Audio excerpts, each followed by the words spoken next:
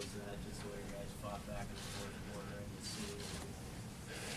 the city? Good teams figure out how to win any kind of game. That's a different kind of game than I've been a part of as a coach. Winning a game like that with no touchdowns, I was so happy for the seniors, so happy for the black shirts. Some of these games we won, we've been winning on offense, and it was great to see the defense step up today. Yeah, what if he was struggling through three quarters to score points and move the ball? What did you tell them? They were play away, or how did you address that? Yeah, basically it was one play away. That was not a good day for offensive football. That hurt both offenses. They're really good on defense. We had a lot of stuff kind of game plan for them. We couldn't run a bunch of it, especially in two of the quarters when we were going into the win. They're really good against the run. It's hard to sustain drives against them.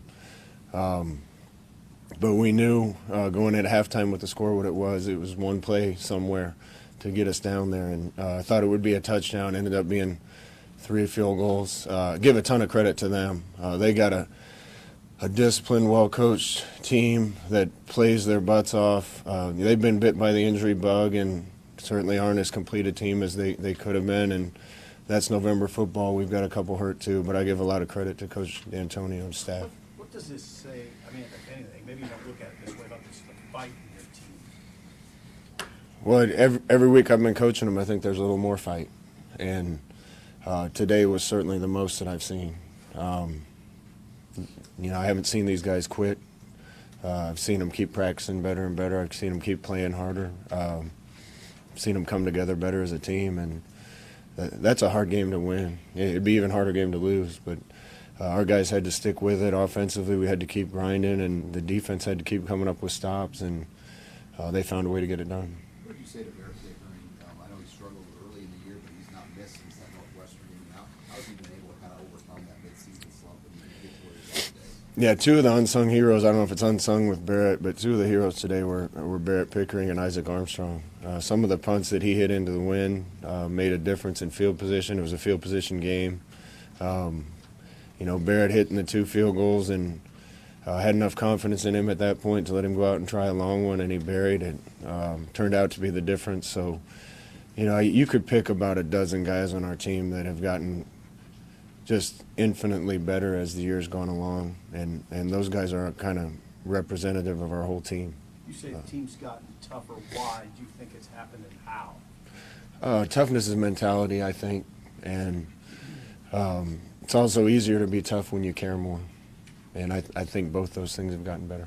What did you think of Antonio Reed's performance and also the forced fumble that kind of turned the game a little bit for you? Antonio's another one. It was kind of up and down at the beginning of the year. He's certainly as talented a guy as we have on defense.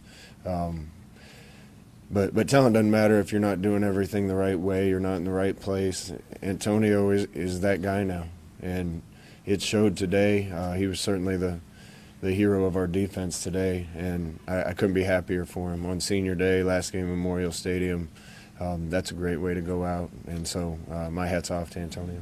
When did you realize it was going to be kind of a street fight type of game where you had to kind of maybe not do all the things you wanted to do? I mean, did you figure it out in warm-ups, just what the conditions, how bad it was going to be right away? Yeah, probably warm-ups. I laid in bed last night with my fingers crossed and hands folded in prayer, hoping that we'd be able to throw it. Going into the game, I think they were giving up 270 a game in the passing game or something, 70 yards rushing. So I knew it would make it harder on us if we weren't able to throw. We tried to come out in the first drive and just run our offense, and it was pretty obvious after that we had to kind of flip the script on our game plan. And again, a lot of credit to them. That's as good a run defense as we're going to play against. And on a day when it's tough for offenses, that's not a team you want to play. When the game's over, the snow's coming down and you're coming off the field, you ask for the ball there, running off. What's that moment like for you after this season to have finished out with that? I told the guys in the locker room, if from a culture standpoint, from pretty much from everything, I guess, if the team could have started the season where it is right now, that would have been a fun year. But some of the growing pains we had to go through, I think, were necessary. I'm I'm crushed for the seniors that we couldn't have gotten that done quicker. But this team's been through so much, and to be where it is right now and have the second half of the season that it's been having, it makes it really special. And I think the seniors will probably even look back on this and think this was a pretty special season after all. So what do you do with that ball? I didn't ask for the ball. Somebody came up and handed it to me, but I probably won't give it back to the equipment room. Given how tough it was to run the ball, what did it say about your offense and You know, Divine has been that guy for us ever since the Purdue game that we can hand the ball to. He's going to get tough yards. He's going to make plays. We needed 1 first down. We were in that situation a couple other times this year, and particularly at the Northwestern game. We didn't get a first down, and we had to punt to him and lost the game. And the offensive line did a great job blowing a couple holes open, and Divine went and got it. And I thought Mo ran harder today and made a couple big plays for us. You know, the guys just are playing with more toughness, more courage, and more passion, and that's a lot of fun to coach. You talked a ton about this senior class setting the foundation for what's coming later. Given the way Antonio played and Tranio had that fourth down and the pass breakup that he had, and Devine on the first down, how fitting was it to see the seniors step up and close this out? Yeah, seniors stepped up big today. Antonio, Trey, Gerald, and Tanner on the offensive line. Stanley broke a record today. Awesome to see. He deserves everything he gets. Just a bunch of guys. Divine going over 1,000. Some of these seniors are the guys that are carrying us, and couldn't be more happy for them and the success we're having here at the end. How would you describe Michigan State's playing style, and how do you feel like as the game wore on, you guys responded well, especially in the fourth quarter when it looked like you guys were sort of delivering the blows? You know, I kind of thought going into the game it'd be a throw-to-run game, not a run-to-throw game, just because they're stout. We just kind of had to keep grinding, and then particularly in the first and the third quarter when we were against the wind, we just kind of had to bide our time and try to get where we can open up our call sheet a little bit.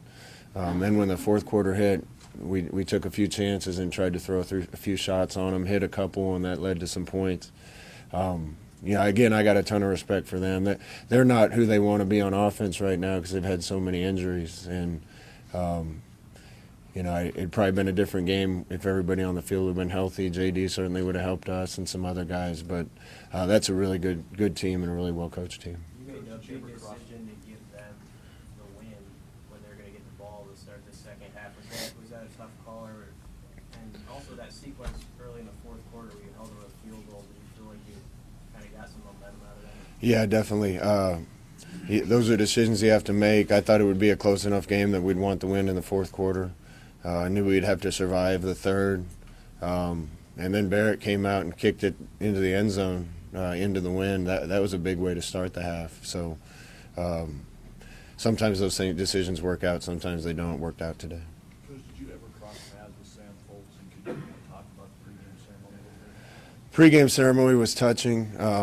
I didn't know Sam. I know his family well now. I was actually in western Nebraska with a couple friends when the news came over the radio. So I was back visiting Nebraska when I heard. And, boy, everything you hear about Sam is how not just how good a player he was, but how good a person he was. Coach D'Antonio said the same thing about the other young man. And lives that end too soon is a tragedy. So we're sorry to see that happen, but that was pretty special what they did for him on the field today. One more for Coach. Close to having JD today, or did you know coming in, like when you got it this morning, that it was We knew coming in this morning that he wasn't ready yet. Coach, senior day is always emotional, this one probably more so. Did you say anything at halftime about the guys keeping their emotions a little more under control in the second half? No, you know, I don't think that's one of our problems other than being smart when you get angry on the field so we don't get any dumb penalties. But aside from that, I think we need to play with more emotion. And having the inspiration of playing for some of these guys, I think, added to our emotion today and our energy, and that might have been the difference. All right, thank you. He's just got a little strain. Should be all right.